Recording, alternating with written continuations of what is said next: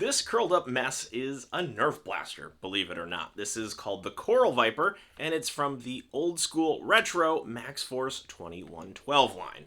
And this blaster draws a lot of similarities from that guy up there, the Whiptail Scorpion. Even though they're completely different creatures, they do have a lot in common. Let's take a look at this retro blaster, what was great about it then, what makes it still great today, and if this were to get updated, what I would change to make this a more functional, cooler, maybe possibly even more gimmicky blaster. We'll kind of meander through this thing because there's a lot to talk about these 90s Nerf blasters. They're just so cool. Coral Viper coming at ya. Back in the day, and what I mean by that is 1997, Nerf blasters were full of gimmicks. The Max Force line and the subsequent Max Force 2112 line leaned into gimmicks and just random wacky designs that a Nerf blaster could take. There was a lot of experimentation going around, and some of it worked, some of it didn't work. And I think by and large, these two lines worked for Nerf using those gimmicks. As I showed in the beginning of the video, there is a push button on the side right here that once you activate it, it unleashes the barrel. The Coral Viper's mouth opens and the barrel unfurls. That still leaves you wondering how to hold it.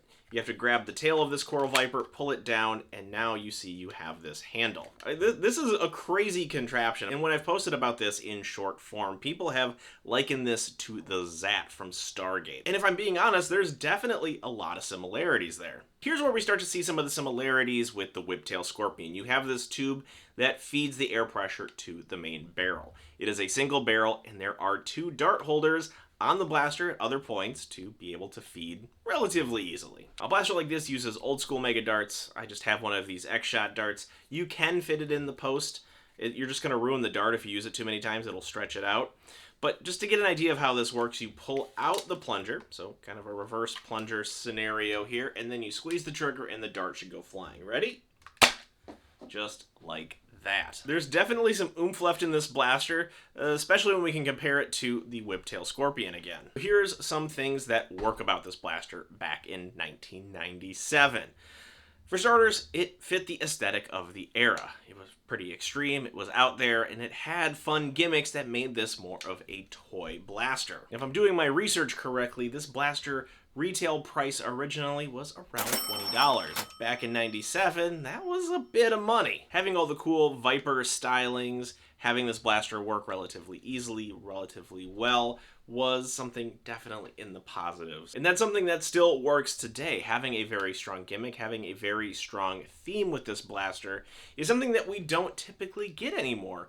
We have very traditional or realistic, maybe possibly futuristic looking blasters. We have nothing that looks like a Viper ready to strike. There's a lot of moving parts for this blaster that aren't specifically tied to the blaster function. It's kind of an aesthetic choice that all of these things flip up, flip down, pull out, and then have this big giant hose to direct the air in the right way.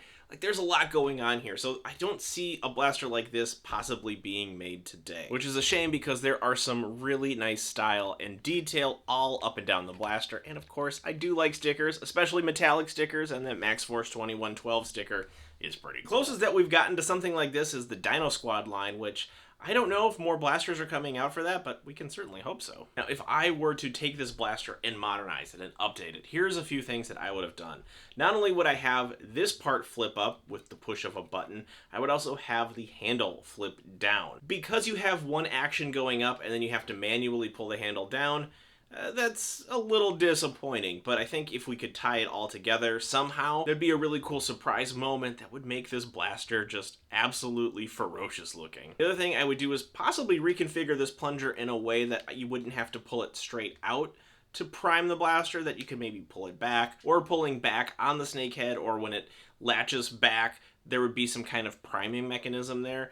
I think that would make it a little more sleek, a little more useful. And if we're talking about the handle on this, I would make this handle possibly a little more sturdy. I know that it has to cave in because of the way that it sits on the plunger, but having it a little more sturdy, have it lock into place a little better, I think would help with the actual aiming of this thing a little better. It feels quite a bit wobbly if you have it in your hands and you're running around. It just wobbles a little bit too much. One thing that still works about this is that when you fold it up, it's extremely compact. While it's not the size of a Nerf Jolt or anything like that, it still does a really good job of taking that blaster that expands into a very large degree and putting it in a very compact setting. It does remind you of a coiled up snake, so it has that gimmick going for it as well. I love getting my hands on blasters like this, and not only looking through them of the lens of, yeah, I kind of remember using something like this as a kid, but also comparing them to blasters nowadays. So one thing I want to ask you is, do you remember the Max Force line? And if you do,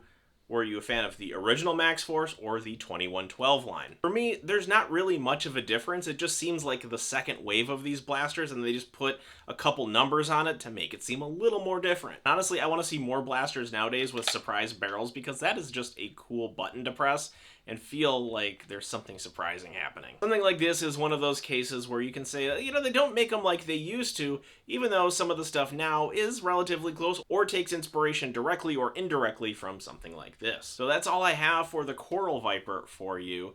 If you like Nerf blasters, if you like talking about G.I. Joes and toys, collectibles, pop culture, stuff like that, be sure to give me a follow, because hey, you've made it this far, you must like something about it. And if you're in any position to help this channel grow directly, please consider a channel membership starting at 99 cents a month. You can get some behind the scenes looks at what I'm working on, what I'm coming up with, what I'm thinking about, and get some early access to a few videos here and there. All right, thanks so much for watching. We'll see you next time.